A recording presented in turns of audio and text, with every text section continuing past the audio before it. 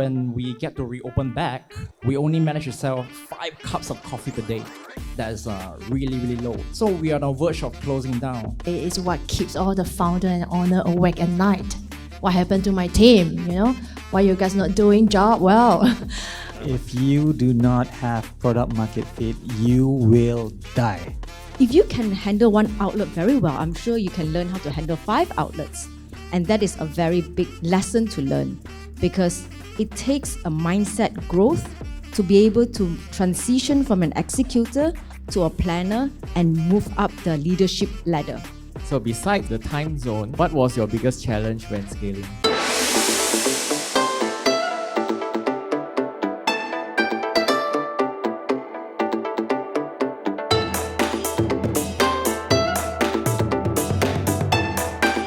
All right. So happy to be here, and I believe we are between you and dinner. So we have around 40 minutes to have a panel discussion here. So thank you for being in the room. I know there's a lot of things happening outside. There's food, there's business matching. So thank you for staying in the room and also listening to what we have to share. So I just want to get a show of hands for all of you here. So since this is a startup to scale up, all right, so I'll do startup and then I'll do scale up. So who here is looking to start or at the startup phase, all right? So you are just starting. I want you to raise your hand. So you are a startup, you just started, or you're looking to start?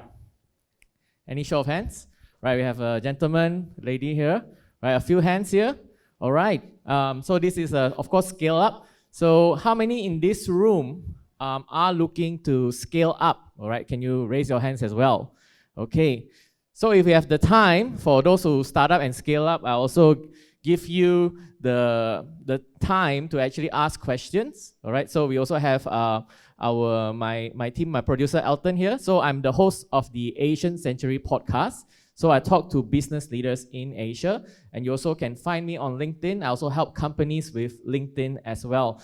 And today we have a very distinguished panelist, all right? So we actually flew someone in.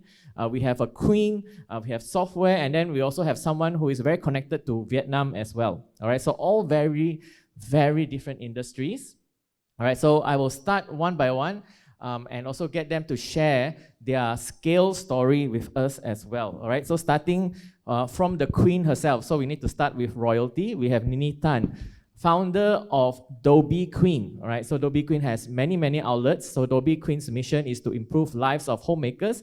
You might have seen some of their outlets. So Nini, first question to you is, tell us your scale story. How did you grow to the size you are today? So firstly, thank you. Thank you for having me here. And I am also, other than growing the company and also impacting families in terms of encouraging people to outsource household chores so that you can take time back for yourself and also connect with loved ones in a very high quality way.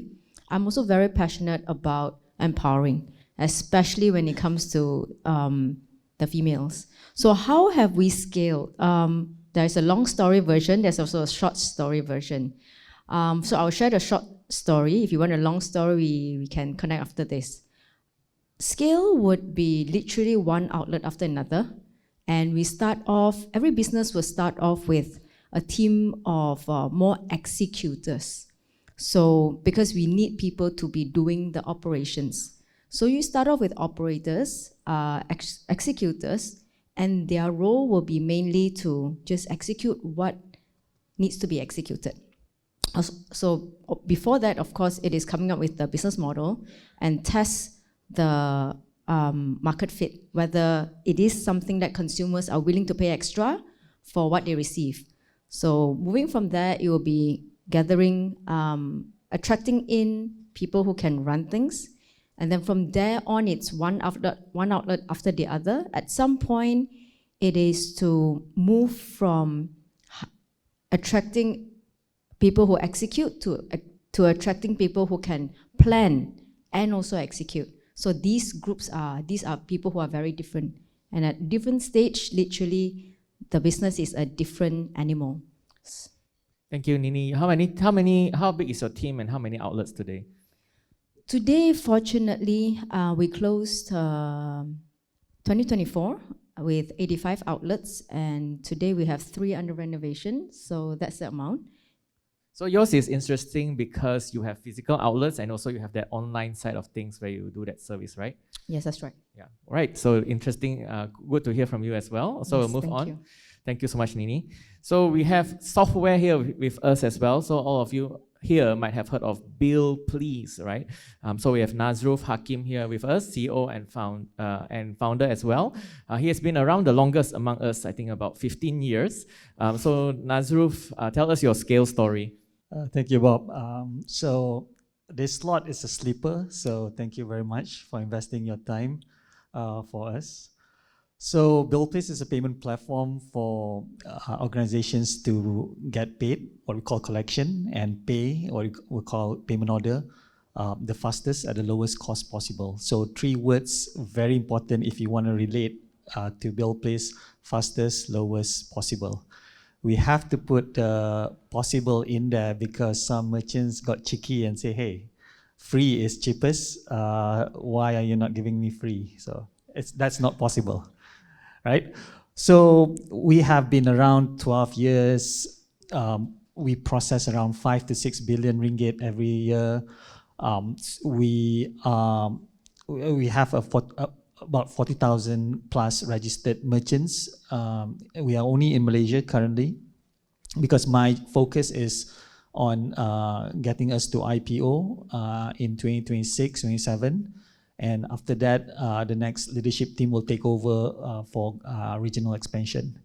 Why it's super critical for us to focus on a single market is because time and time again, so it's either growth or net profit. There must be a focus. If you want the growth story, that's your grab, right? But they are bleeding cash. And we have been profitable since 2017, right? Interesting note that we grew the same time, right? We applied for a grant called CIP 150 around the same time. Back then when they are called My Taxi. Obviously, they are huge regional player, but again, there's no right or wrong. There's only what you want as a founder. I want profitability, end of story. I am not interested in growth per se, right? So yeah, now we are about 30 men and women strong. That's a very lean number. We are the only Malaysian-owned PSP, payment service provider, that is doing 3 billion and above in Malaysia. Everyone else, thank you. Everyone else got clap acquired. louder, please. Thanks. Everyone else got acquired by India, by Singapore, by Japan, right? But I believe that Billplz should be forever Malaysian-owned until the price is right. Right, thank you, Nazroof. So next we have Radius. Radius is actually, fun fact, he is an old friend of mine and I was part of his startup story. I actually bought coffee from him when he was operating out of a car boot, right? So Radius is the founder of Kee Nguyễn coffee. So if you go to Wan Utama or many other places, you'll see this Vietnamese coffee. I think it's the #1 here in Malaysia. Radius, tell us your scale story. Hello everyone, thank you for coming, and my name is Radius. I'm doing a Vietnamese coffee chain in Malaysia. Currently, our presence is in Malaysia only in Peninsula. We range from 50 outlets right now. And my story of how I started this whole coffee thing is because I always think when I work in a corporate, right, when I'm 40 years old, I can't be sitting down in front of a desk and still doing client jobs because I used to be a UI UX designer. Yeah, so from there, I started to think like, I need to do something that can get me out of the desk. So it was that time where me and my co-founder right now, we always love to go to Vietnam. And we are very impressed by the street coffee in Vietnam. You can literally find in any corner of Vietnam. But the thing is, when we come back to Malaysia, we just couldn't find anything that's similar to that taste that we tasted in Vietnam. So we decided, like, why not? Nobody's doing it. Why not we do it? So that was when we on a flight back from Vietnam to KL, we realized that everyone was just talking about this coffee that they tasted in Vietnam throughout the whole flight. So it was from there that we realized that there's actually a demand here in Malaysia for Vietnamese coffee. So fast forward, we started our first store, which is from the back of the car boot in 2019, like 6 months before COVID. And we started selling for almost like 1 year. And then COVID hit. And at that time, when we were selling for 1 year, nobody knew about us. It was one day when we get to reopen back, we only managed to sell 5 cups of coffee per day. That is really, really low. So we are on the verge of closing down. But during this time, it was one of our customers who actually tried to keep our place as his secret coffee spot. He tweeted about us on Twitter. And that picture was actually, it was nothing furnished. It was a very simple picture of my business partner preparing coffee. And the caption is like, anyone that likes Vietnamese coffee, please go and try, because they are on the verge of struggling. And from that moment on, little did we know that this tweet blew up to 100,000 views. And it was from there, everything changed for us. We grew from a car boot to now 50 outlets right now. We scale in the form of licensing. All right. Thank you. Thank you, Radius. Next, we have all the way from Singapore. All right, so we have the Director of People and Culture of Igloo Company, right? So she just flew in yesterday. We have Yi Ling here with us. And she is the one that scaled not only multiple markets, not only multiple countries, but she has scaled multiple continents. So Igloo Company is headquartered in Singapore, has a huge market, 80% of the market is in the US, has a presence in Europe, and also a lot of market share in Japan and Asia as well. Yiling, so can you tell us your scale story? Thank you, Bob. Thank you everyone for being here. Igloo is a smart as a solution company, which offering both hardware and software product to our consumer and both enterprise clients. So the product includes our smart home solutions and also enterprise-focused solution to the large-scale asset management. I think the whole journey started with a very simple question, right? We asked ourselves, why are we still holding physical key? You know, we see an opportunity to challenge a traditional practice of physical key and the limitation they presented in this rapidly digitizing world. So it's not only about replacing the keys, it's actually about how to create a world which is more connected, more secured, more smarter. So it basically has shaped everything we are doing right now, and it's also propelling a very ambitious idea from this ambitious idea into a leading force in asset innovation. Let's talk a little bit the real turning point, right? For us to really scale is like when we made a very bold decision, you know, by set our sight in the US market. It was a risky one.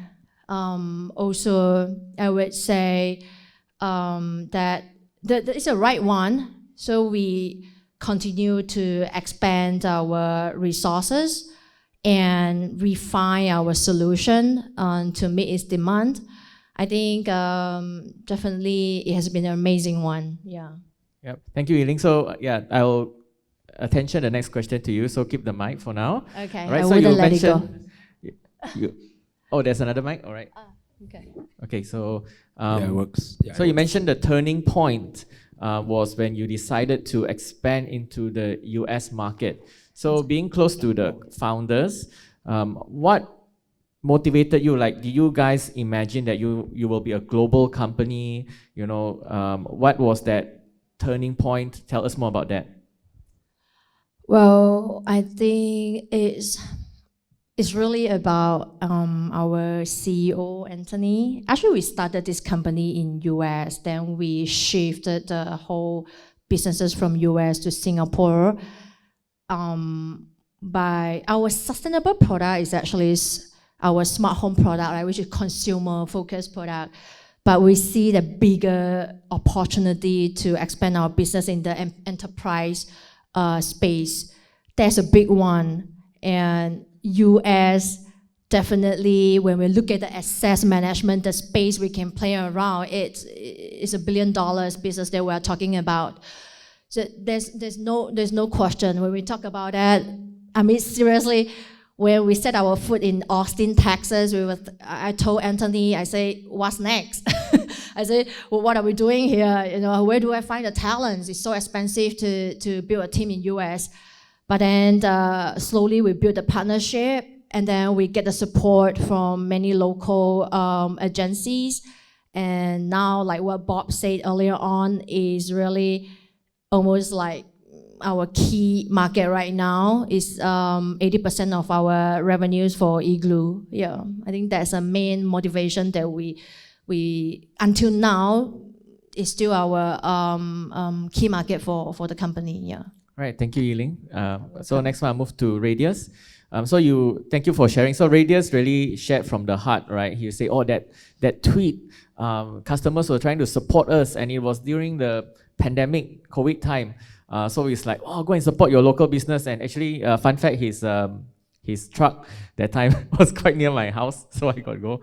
So anyway, Radius, to ask you that question, right? So after you went viral, all right, so now today you have like more than 50 outlets is on a franchise basis. So what happened? Tell us what happened after you went viral. Do you say, oh, let's do franchise, or what happened after that? After we went viral, we kind of have no idea where to go from there actually. But liking the movie called The Founder, which is about McDonald's, we quickly figure out like, I think it's time to start licensing our brand out, our trademark out, because the demand is rising from all around Klang Valley, and we have to figure out a way to actually scale up our production, our logistics, and all those kinds of things, yeah. Yeah, so like, I noticed a few F&B brands. So let me get your take on this. So mostly from F&B point of view, when you go viral, you have to go fast, right? Am I right? Yeah, you're right. Basically, you gotta tap into the cake while it's hot. Yeah. All right, thank you, Radius. So moving on to Nazroof, right? So Nazroof, you've been around the longest. So you keep on repeating that, like it's a bad thing. Yeah, so like, what was your turning point? So just to touch on that statement, right? It doesn't feel like 12 years. It's feel like fun, right? When you love doing, it's cliche, but when you love doing what you do, it's not work anymore. Like time flies really fast, but at the same time, really slow as well in some cases. Sorry, what's the question again? What was the turning point? Okay, so. So the turning point, I would say, it's when I watched this youth. So if you understand product market fit, right, or product growth graph, there will be a point where you'll come to the valley of death, right? You're growing, and then suddenly you're zip, right? And the trick is to crawl your way up. So when I was at the bottom of the valley of death, I still remember vividly clearly, it was a Sunday. I made an excuse to go to office. Back then, it's not even an office, it's a co-desk. Because I just cannot, I just need to be by myself, right? And I watched this YouTube clip. Steve Ballmer of Microsoft was jumping up and down and shouting developer, developer, developer. Like that's a bit weird. This is a Fortune, back then, probably Fortune 10, right? Why is this guy clowning himself? And then it hit me like a rock, like poof, like, oh man, I've been selling to the wrong market. That's why we saw some growth, but then it plateaued down. It went down because the target market was wrong. I shouldn't be selling Billplz to business owners, right? The one that makes the decisions are the developers. Because no matter whether you like me or not as a person, I hope you do, the one that makes the decision when it comes to payment module is the developer. So that's when I understood Steve Ballmer, what Steve Ballmer was saying. Microsoft was scaled not by CEOs, right? It's by the CIOs, the developers that say, hey, we need this software, right? We need this tool, right? Buy it for us. So the next week, I immediately gather the three of us around the table and say, hey, let's triple down on developers. So that's when we start on our API documentation, on plugins integration, so on and so forth, right? So lo and behold, everything changed after that. Lesson of the day for me is know who to target, right? Because product market fit is everything. It's assuming you're not into deep tech, which requires a lot of money. You're a typical enterprise or even consumer solution play. You don't need a lot of money. VC should be the last thing in your mind, on your mind, right? So what you need to double down, triple down is product market fit. I cannot stress enough. From there, you need to scale that PMF. That's it. Thank you, Nazroof. Developer. Okay. All right. So next one, I move to Nini. All right. Nini is actually very interesting, right? She's in a market that has been around for the longest time, one of the longest time, right? Quite a saturated market in terms of laundry. Everyone knows the word dobi, all right, since it's been there since the beginning, right? So since in a saturated market, you managed to differentiate yourself. So what was the turning point? Okay, so I'll take this in the context of retail. First is in retail, and second one is in distribution channel. So firstly is, yes, it looks like it's saturated, and it's called it looks like. So that's called perception, because we think that, oh, there are so many around already, how many more can it be? Now, whether or not that's a fact, that needs data to back up. So in my view, I feel that there is still room of growth. In fact, there is a lot of room of growth, because this is about changing or assisting home people to do their normal things in a different manner. So how many of you here still wash your clothes or dry your clothes at home? Yes, so these are potential growth, because these people, I mean, a lot of people here, you have not even stepped out to wash, let's say, your comforters and the big items. So a market that seems saturated, sometimes it's there is still area of growth. However, you're right that it was already like, it is everywhere. So I would say when it comes to in the retail context and also distribution context, and also the growth in business growth, I wouldn't say there's one turning point. The reality is there are many, many turning points, and like it or don't like it, it's called, whenever there's a turning point, like what he mentioned, valley of death, we will always feel like there's a crisis, we don't know what to do. And the good news is there are always opportunity. These are opportunity. Why? It's because we will find things easy when we have learned a new way to thrive in an environment. When an environment changes, in this case, a business is growing, that means we need a different way of scaling. So it's about, okay, there is something that I'm not knowing, not practicing, not learning, and it's time to look for references, look for mentors. So let me share the few turning points. One of them is, one classic story was, I'm a member of Entrepreneurs Organization, EO, if anybody knows here. And there was a time that I was spending time with my other entrepreneur friends, and they were like asking me, Nini, why are you so stressed? I'm like, yeah, there's this, there's that, there's this, there's that. And then he asked me one question, have you got an HR with you? And I go like, nope, and I don't see a point of having it, because we're all just, every outlet manager should be the HR and doing everything as well. And he then asked me this question, how many people do you have now in your team? And my surprise is, actually, I don't know. So I quickly asked my finance, hey, how many people do we have? And to my surprise, it's 90 at that point. So he was telling me, like, you have 90 people, all scattered everywhere, you haven't got an HR, and you wonder why you're stressed. And I went like, yes, you're right. So that's the part that we go like, okay, we need help. We need help in terms of professional expertise. So the first step is, so we got a person in, and right or wrong hire, that's another story.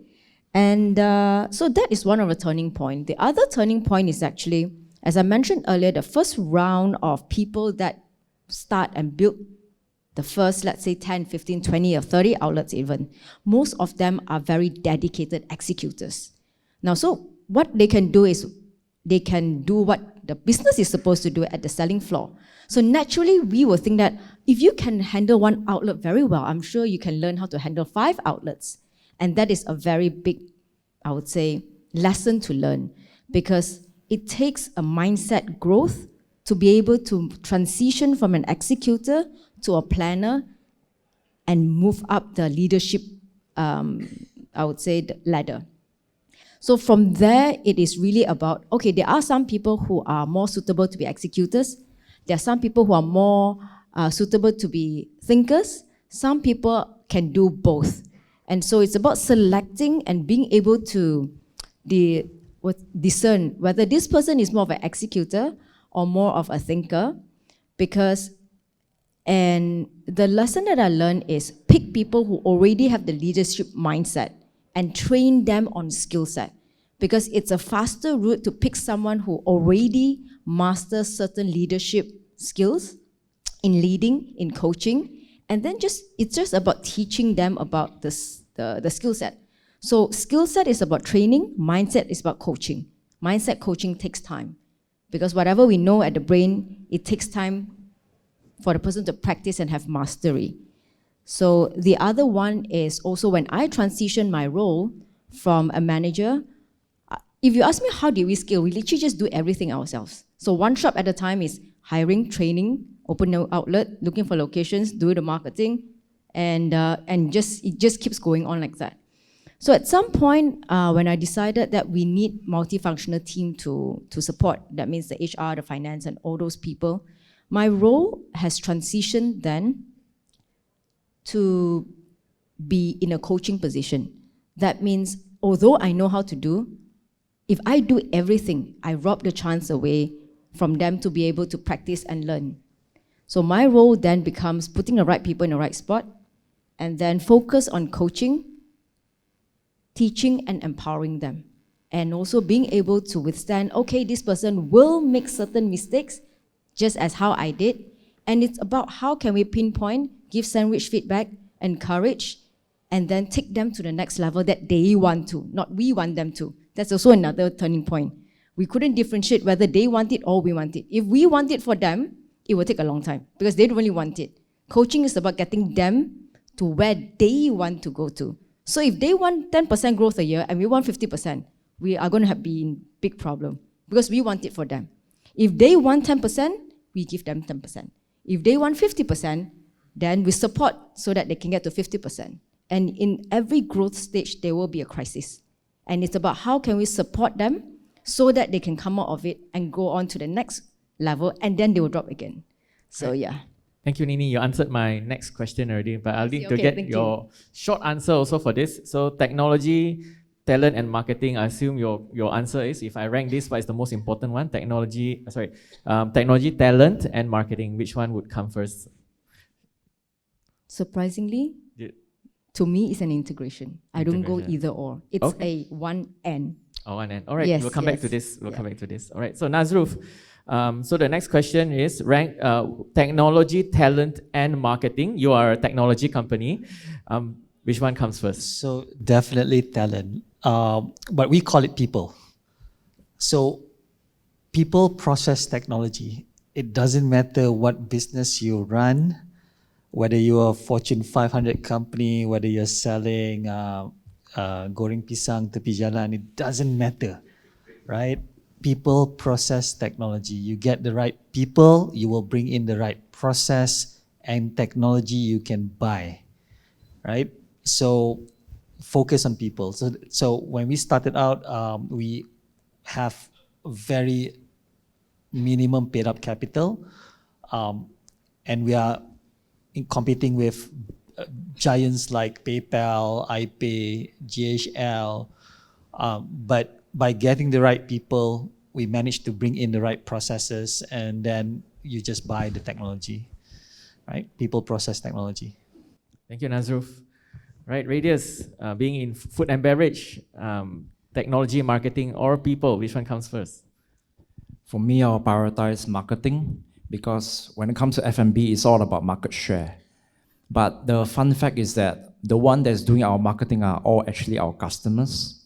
We only position ourselves in a way where we serve the best coffee in every cup, and then if one person like it, they go back to the office, they tell 5 more people. So tomorrow I have 6 customers coming to my shop, yeah. So I definitely feel marketing is the most important in my aspect. Yes, you need the demand first, right? With the demand, then you can hire more people and get more technology in. 100%. Okay. All right, thank you, Radius. So, okay, now I'm asking a director of people and culture, so I'm also interested. I know her answer already, but yeah, which one first? That's a very interesting question. You know, why we choose marketing, technology, and marketing. Talent. And talent, because it's a very expensive investment. For all company owner to aware about that. I think it requires a very deep understanding about business landscape, right, and its objective. 100% like what Bob said, because of my focus, talents definitely is the priority. And I just shared with Nazroof just now in the room. I say it's what keeps all the founder and owner awake at night. You know, what happened to my team? You know, why you guys not doing job well? I think it's very important to find that skilled and adaptable individual to join your team, because they are the one shaping our culture. Definitely, I would say that this is a very long journey to build your talent, because it's pretty much like shaping our culture. How do we work together? So definitely the investment on talent are really, really very important, because they shape the pulse, right? We're talking about that, how your company jump. You're jumping fast, you're jumping slow. It's about your people, how they dance the show. I think Ego started for like 10 years. Year 1, year 10, talking about people in the top management meeting, and that's a really, especially after COVID, and talent are expensive. Like just now I mentioned, as we expanded into US, it's really challenging to find the talent, which actually with that very mixed, unique of strategic mindset, as well as the cultural alignment with the company marketing expertise. That's why we focus a lot on finding the right people to scale the business. Thank you, Yiling. So I'll stay with you. So you are in multiple continents. So besides the time zone, what was your biggest challenge when scaling? I would say, time zone is a big one, people need to sleep. We're fighting for the sleeping time.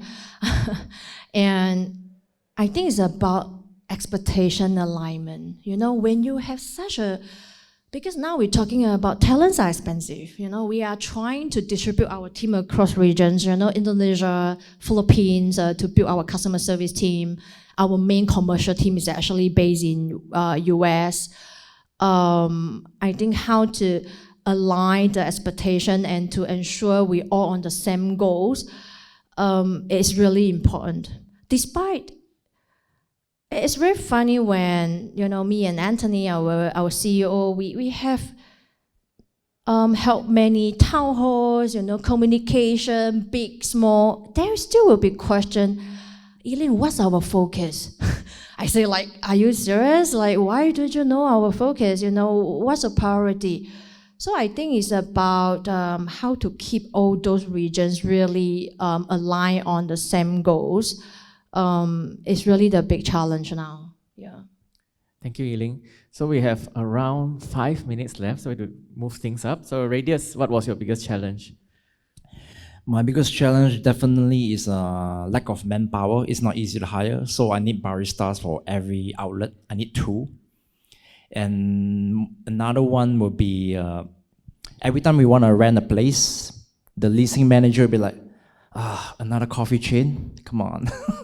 We have enough of that, yeah. So there are a couple of roadblocks when it comes to renting a new place for us to scale our outlets, yeah. And lastly will be quality control, because we are all dealing with human factor here. So it's really hard to actually control the quality of the coffee to be consistent in every outlet, yeah. So I got 3 major challenges here. Thank you, Radius. So we'll move on to technology. Nazroof, what was your biggest challenge? So my problem is a good problem to have. So we did very well, especially after COVID. So well that an Indian company wanted to buy us out. Obviously, we said no because the price was not right. But also 1/3 of the company decided to form a competing company, right? So people will be your double-edged sword, right? You need them at the same time. They can live and compete with you. It's all fine, except when they do it illegally. So that's when I think the solution to that is you have to have, I guess, a decent HR manager to make sure that all paperwork is in place, so that when you do face that good problem, right, you're ready to face them in court. Yeah.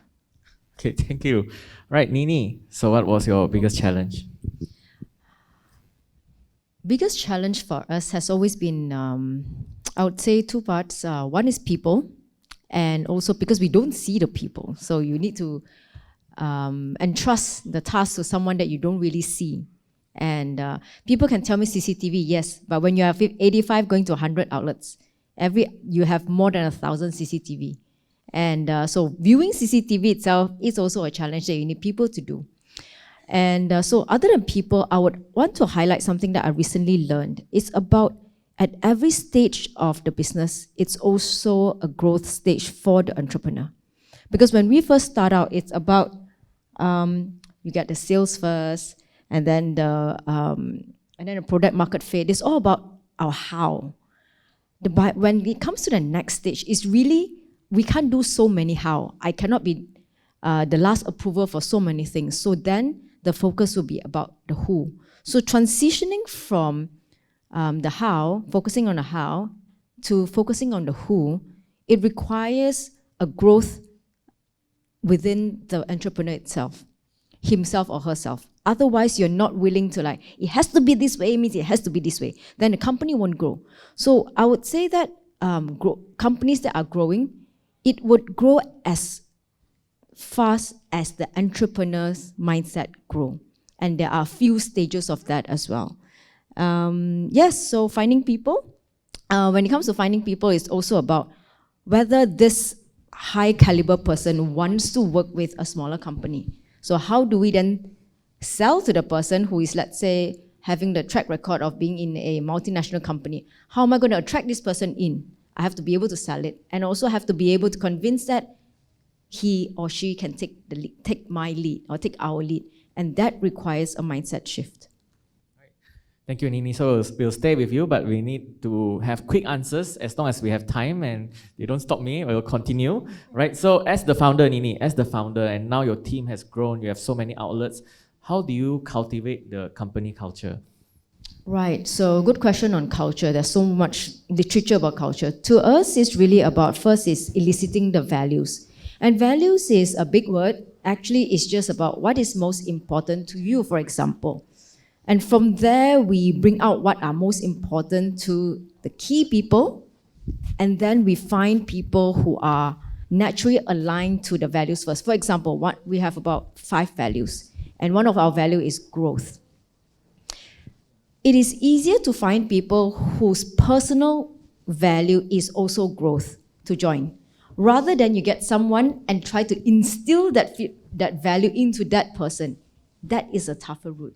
So when we attract people who have the similar, what is important to you, then from there, it's one person after the other practicing the same value. So it's not just having it on the wall and people don't even remember. It's about practicing and putting it into the lifestyle. And bit by bit, I would say the collective energy, especially from the central support team, the core team, one by one, we demonstrate and we lead by example. That is where the momentum will start growing. All right, thank you, Nini. Nazroof, so how do you cultivate that culture? I read somewhere the best definition so far for me, how you define culture. So culture is what you do when no one is watching. So if you manage to instill the right values to your people, and they can execute the goal, the vision, whatever, right? That means that you are successful as a leader. So in Billplz, we have 3 core values: teamwork, consistency, fairness. And whenever we are stuck, you do not need to find your manager, you do not need to find your supervisor, direct supervisor. Just ask yourself, at least one of these 3, does it serve as a solution? So if a merchant complains, right, I want my refund, right? Go through the process. Is it fair? If it's fair to you, then by all means, do the refund, right? Obviously, that refund has a scale that executive can proceed without asking his or her manager. But the point is, you need to make sure that they can perform their tasks without you watching. So that's culture for me. Thank you, Nazroof. Right, Radius. So being in a franchise model, all right, I imagine can be quite difficult. So how do you maintain that culture? I actually practice a lot of flexibility among my staff, because I always believe that when your staff is working in the most comfortable mode, that's where they will become the most productive. But also, you gotta make sure that they are in a level of maturity that they don't abuse the flexibility. So it's true that we all always adapt to a situation and make our decision. Yeah, so that is our company culture, pretty much. Right, flexibility. Thank you, Radius. So yeah, now we move back to Yiling, and so many cultures that she will have to deal with. So Yiling. I think culture topic is one of the biggest topic amongst all the founders and CEOs, right? It's really crucial because it's about, how do you behave, how do you make decisions, how do people respond to the challenges. That's crazy, especially when you are scaling up, right? We see how powerful the positive culture drive the organization. For example, I would say, when you're scaling up, for those want to scale up the company, I think the collaboration and resilience is come first, Why so? You have more teams, layers of management, more geographies, seamless communication and cross-functional alignment become very challenging. That's why we kind of encourage a culture for open dialogue, mutual respect and shared accountability, especially when you have a leaner team, right? is actually, it is a must. We have to let people know we have to stay lean, let's share the accountability. It's actually help the team to innovate together, achieve the shared goals. That's really powerful. And I just want to talk a little bit about culture. It's not, it's good to have ping pong table, right? More snacks, more variety of snacks in your pantry, unlimited time off. That's good to have, people talking about that, but it's more about practice those values on your daily businesses. Because at the end, it's unify the team, your culture that I'm talking about when I'm talking about resilience and collaborations. Is also attract the talent, which is so challenging right now. We are competing for the right talent. There are many talent in the market, but who are the right one for your businesses? I think the right culture attract them. And who are your top performers? That's the thing that people keep thinking about, someone coming for my top performers right now, CEOs like, how do I retain them? Right culture will be part of it. So I think these are the few things I want to share about culture. Yes, we have thank you, Yi-Ling. We have 3 minutes left, so I'll stay with you. All right, so quick answer, right? So we talked about a lot of things here today, from startup to scale up. To the entrepreneurs in the room, what is your one thing you want to impart? What is the one lesson you want to impart here today? There's a because only one, yeah? You only got 2 minutes. I think maintaining a strong balance between aggressive growth and your financial stability. I mean, it is so easy for us to lose sight, but I think there's a biggest one I will kind of like encourage people to focusing on. All right, thank you, Yi-Ling. Radius, so what is the one thing you want to share with us today?